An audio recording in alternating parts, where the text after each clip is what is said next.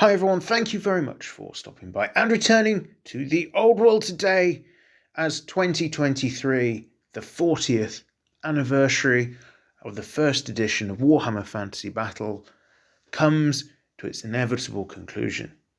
It's a great time, I think, to look back upon everything that's happened over the past 12 months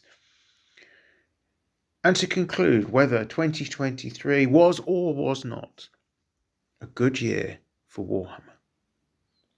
So what's happened? Actually, quite a bit, albeit in fits and starts. The year opened up with the first of the Warhammer developer diaries. And to, I think, the disappointment of many, we received confirmation that the End Times remains canon and the Games Workshop weren't going to be retconning this, as I think quite a few people had secretly hoped. As part of this article, they also explained the setting that Warhammer the Old World will fall into, confirming it would be the time of the Three Emperors during that part of the Imperial calendar, and talking about the various Empire sub-factions that would be making it into the game. This was also, I think, the first indication we got that we were going to see sub-factions coming up for whatever armies were going to be coming out when the game was released. At the time, the community was also excitedly starting to debate what might appear in a starter box. Lots of theories kicking around at this sort of time, whether it would be Chaos v Kislev force, whether it would be Orcs and Empire, sort of that classic Sixth Ed vibe, or whether it was going to be something else. Bretonnians and Tomb Kings starting to argue around as well as information started to coming out of January into the next phase of the year. For me, my aim set in January of this year was to get the core infantry of my dwarves done so that I was pretty much ready to have an army that could take the tabletop as soon as the game was released and just get playing. Then we move into February to April sort of time, the end of the financial year effectively, and end of that quarter. We started to get a bit more information from Games Workshop, information around the Tomb Kings, for example, and the Bretonnians, but we also got confirmation around new plastic kits going to be coming our way. And there was an active discussion amongst the community around what models would be playable for Warhammer the Old World. It was around this time that a discussion broke out as to whether Games Workshop would release two lines for the same miniatures, one for Old World, one for Age of Sigmar, where there was crossover. Things like the Chaos Warriors, for example, which received a refresh in their models. Now, the view I took at the time was I thought this was unlikely, because why would you bring out a perhaps simpler, slightly cheaper box of the same models that exist for a different game? Because people that play Age of Sigmar would likely buy the Warhammer models if they were cheaper and still compatible, so it would make very little sense to do that. Not seen any evidence so far that two lines was ever really a thing other than just a suggestion by the community. But those factions that are affected, none of those have had any real information drops as of yet. Certainly those not in the core factions. And talking of the core factions, as we moved into the summer, Games Workshop told us what armies would get some love and attention in the first waves of Warhammer Old World. And they told us the reasons why other factions weren't going to receive that level of support. Now, they did confirm that all playable factions would be, from 8th edition would be playable for Warhammer the Old World. It's just you'd get a PDF, Ravening Horde sort of style document for those with long memories or long beards, and wouldn't see much more love and attention. Now, this was, again, a cause for quite a lot of upset for a lot of people, because those of us who had collected Skaven armies, Dark Elf armies, Demon armies, Lizardman armies, all that sort of thing, we're now placed in a position where, yes, you will be able to use your army, but no, you won't be getting new rules, you won't be getting beyond the PDF, you won't be getting new models.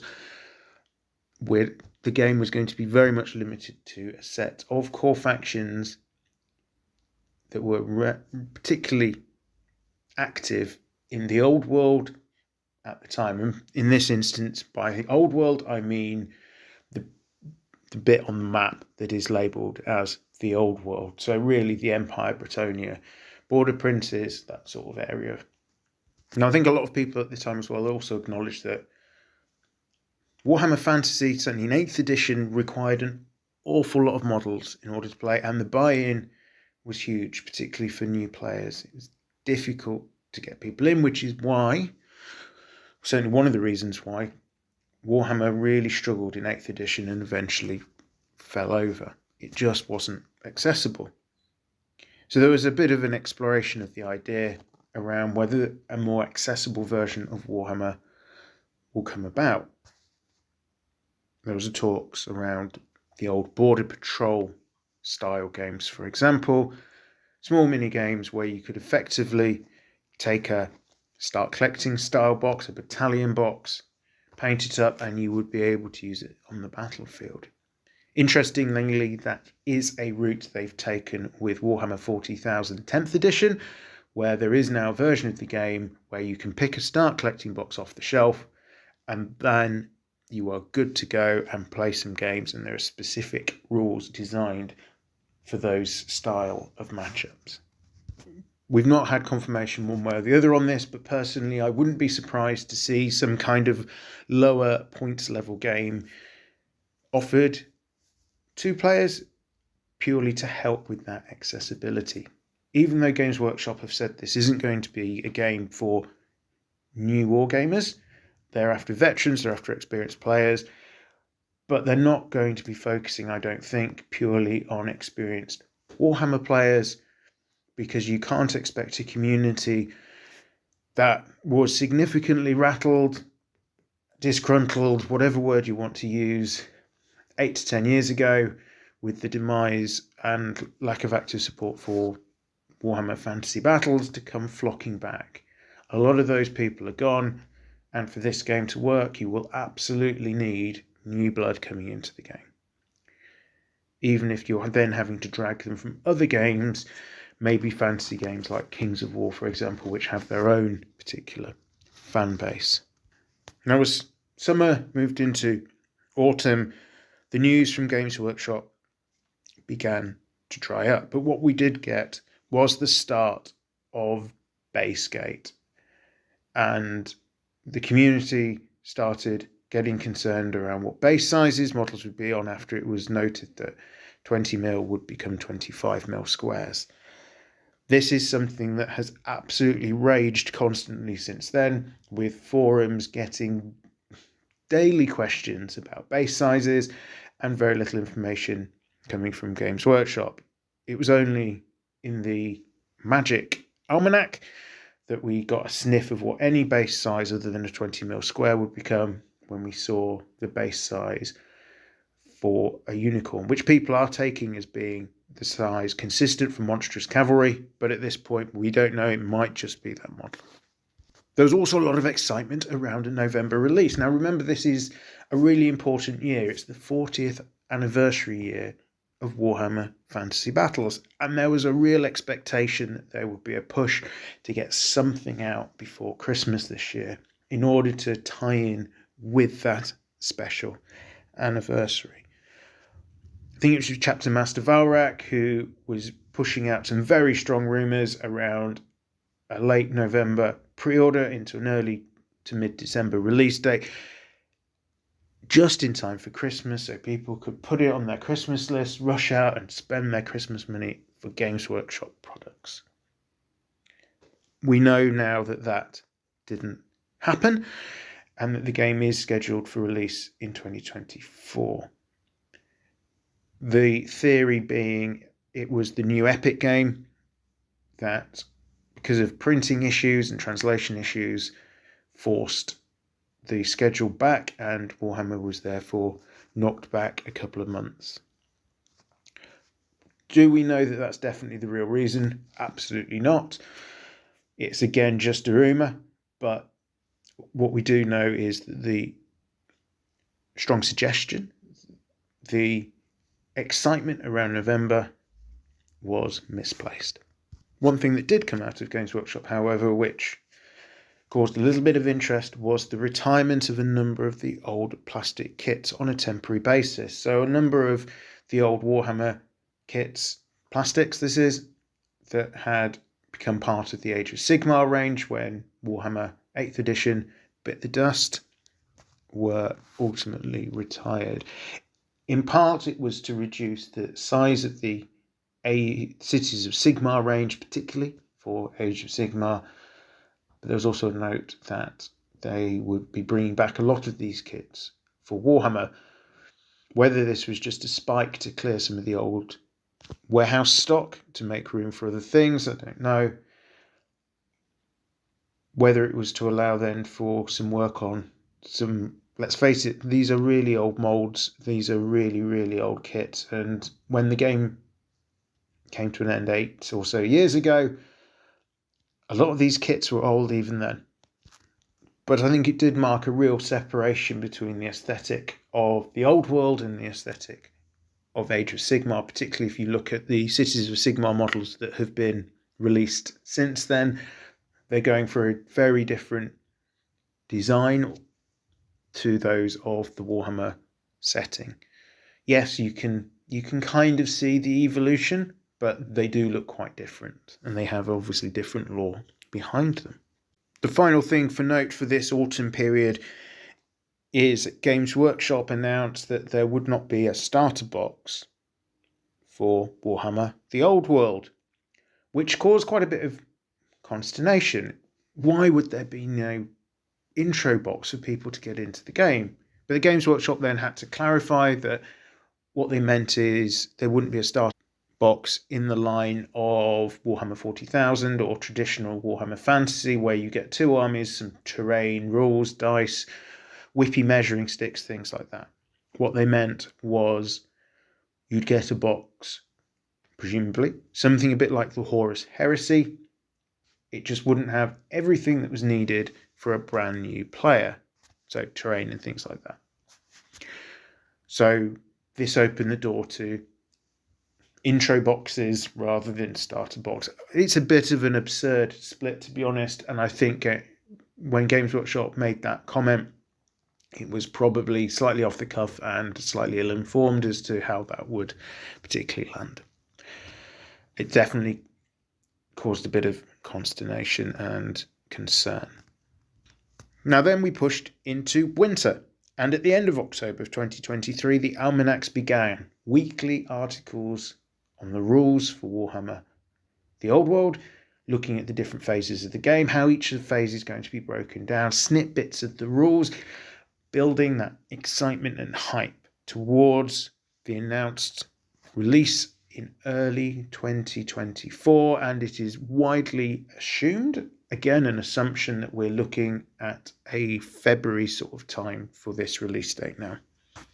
Over the winter, it started to be perceived that instead of having a 2-faction starter box, we're going to see 2-faction single boxes launched for release, along with possibly a separate rulebook.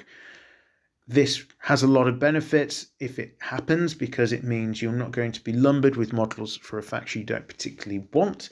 So if you wanted the rulebook early, for example, with Warhammer 40,000, you'd need to buy a box with, for 10th edition, Space Marines and Tyranids in it. And if you don't collect both of those factions, you're left with models you then need to get rid of, or trade, or whatever. So I do think this would be a really good idea if it happens.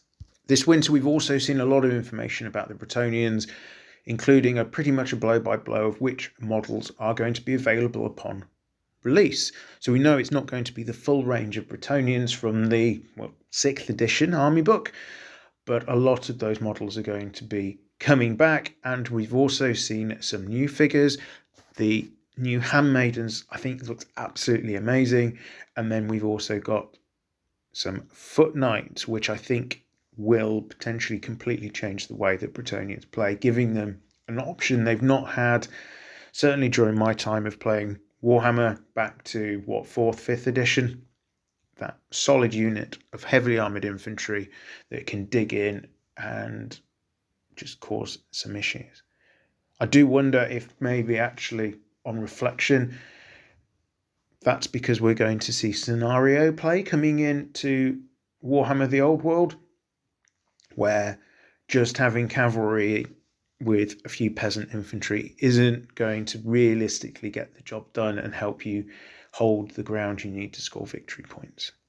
But again, at the moment, that is just an assumption on my half. We've got very little information at time of recording about how the game will be won. In fact, we have absolutely none at all. We have seen a few more rumours about what new units might be coming out in the summer of 2024, looking at the Orcs and Goblins, along with the Empire ranges, so we'll see what happens around that. And there's also a mention of a Barbarian Javelineer. Now, a few people have assumed that that just means it's the old Marauder Horsemen because they used to have access to javelins. Other people have pointed to Warhammer Total War 3 and said, well, actually, this is a unit that was available to some of the Norse factions and is an infantry unit armed with javelins. Given that we now know there'll be different infantry types, with light infantry having slightly different rules to other type heavier infantry, I can very much see that this might be a new unit of skirmishers available to the Warriors of Chaos. But again, we will have to wait and see. So what do I think of 2023 as a year in Warhammer? I am disappointed that we've not seen a release for the 40th anniversary. Is a real missed opportunity, I think. A real shame. And I would have liked to have seen Games Workshop perhaps react a little bit quicker to some of the hairs they set running, particularly around base sizes, for example. Yes, I understand the reasons why they might not want to give us everything until the game's released, because too much information means people are going to 3D print, they're going to buy things from competitors, etc. And it'll affect their margins and their market size.